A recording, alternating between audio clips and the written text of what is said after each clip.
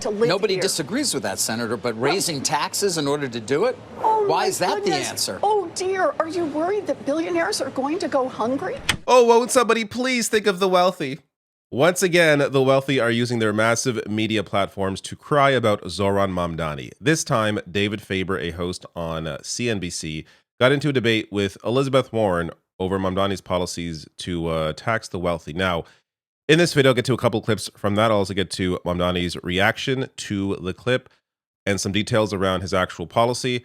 Before I even get to the first clip here, I just think it's worth acknowledging that every single news network represents the interests of the economic well-off for the obvious reason that most people that run corporations are massive capitalists. So, of course, they're going to operate in a certain way where the default perspective is everything about capitalism is amazing. And if you challenge it in any way, then you're a problem, as opposed to maybe aspects of this, at the very least, aren't quite working out for the vast majority of people. But of course, you're not going to hear that kind of perspective dominate any network, let alone CNBC, the network for the business people. But Warren on there, I think, does a pretty good job at pushing back on David Faber's attempts at points. So let me play the first clip. New York does not operate in a vacuum. It competes with other cities. And so this idea of somehow raising taxes on the wealthiest New Yorkers, who, by the way, I would point out, pay roughly 15% of their income right now between city and state, raising taxes on them will simply drive them away. Shouldn't the focus of a mayor be on delivering services to the constituents of the city and doing that by raising the most revenue as possible without chasing businesses and the high-income taxpayers out of the city? Because they can go to Austin, they can go to Dallas, they can go to Atlanta, they can go to Nashville. This is your issue. It's a national issue, not a local issue. The issue is affordability. Do you know how many working families are chased out of New York City every day because they can't afford housing, they can't afford groceries, they can't afford child care? What Zohran is saying is, I want people to be able to afford to live in New York City. That's what keeps it a vibrant city. That's what makes people want to live Nobody here. disagrees with that, Senator, but raising taxes in order to do it? Oh, why my is that goodness. the answer? Oh, dear. Are you worried that billionaires are going to go hungry? No, I'm worried that they're going to leave and spend their money elsewhere. You know, they've threatened to do that over and over and over. And they have. They've left. But here's the thing. And Goldman Sachs, when they create new jobs, they do it in Dallas. And Blackstone won't build a new headquarters. And go on and on. Oh, no. Not Blackstone. Not Goldman Sachs. All right. I got to get to the absurdity around the wealthy leaving. But let's just say they did. Okay. That's supposed to make things worse? If anything, there'll be more vacancies and the cost of housing will go down. So don't threaten us with a good time. But before I get to some details here and the absurdity around people or the wealthy leaving states over taxes, it's worth acknowledging, I have covered media for 10 years. I have never seen hosts get more animated than when they are defending the wealthy. It is the one thing where they get super emotional about it because they themselves are one of those people. So he is freaking out right now over a 2% tax. That's why he's crying. Zohran's revenue plan will raise corporate tax rate to match New Jersey's 11.5%, bringing in $5 billion, and he will tax the wealthiest 1% of New Yorkers, those earning above $1 million annually, a flat 2% tax. Right now, income tax rates are essentially the same whether you make 50 grand or 50 million, which that should be the news story. That is insane that the tax rate is the same if you make 50 grand or 50 million. Now, the raising of these taxes on the wealthy is not without precedent. In Massachusetts, the state legislature enacted a new statewide millionaires tax, starting to enact at the exact same income level as Zohran's proposal. Those earning more than $1 million a year at a rate of 4% surcharge on top of other tax obligations. It raised $2.2 billion. Most of the surtax revenue is set to be spent on investment in Boston's public transit system.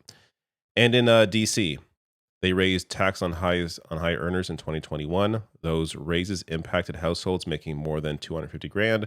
Those making over 1 million saw a 1.8% marginal tax rate increase. For someone making 1 million, that came out to an extra $6,500.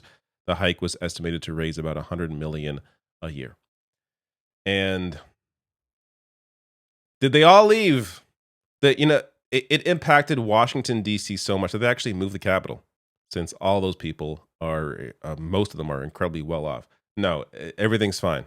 Nothing was lost. Zohran's reaction to the clip here in text form. Working class New Yorkers are leaving New York City at significantly higher rates than wealthy residents.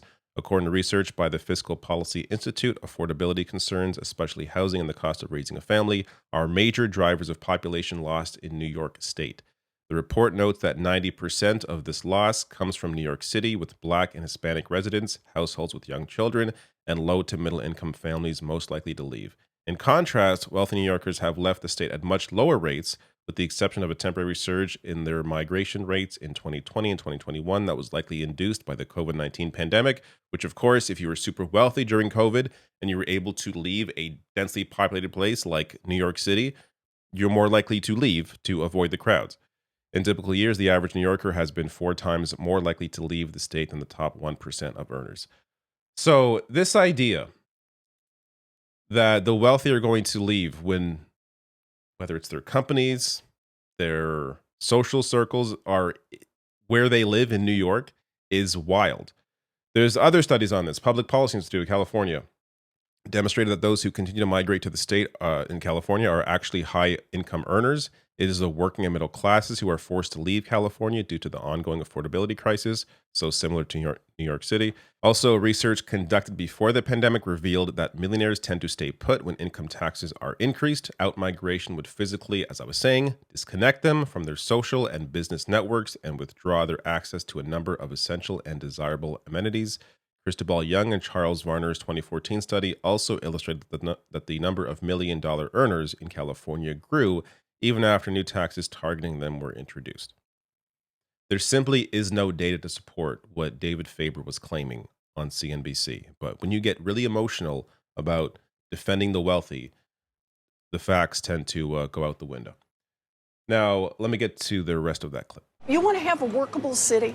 You want to have a city that's vibrant? You want to have a city where the streets are full, where there are things for sale 24 hours a day? Then you need people who can live here and work here. Well, we've got that right now, by the way. I would point out New York is thriving. So now it's doing pretty well, actually. I'm glad you think they're doing well, because a lot of people are struggling to pay for housing. A lot of people are struggling to pay for groceries. And I got to tell you, mamas and daddies who are facing $25,000 a year to pay for childcare.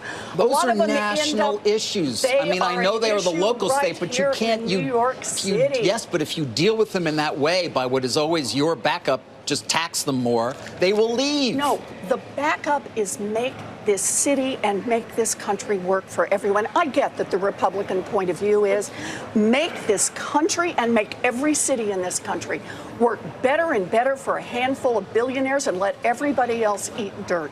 But what Mamdani won on in a Democratic primary is he said, I'm going to address affordability.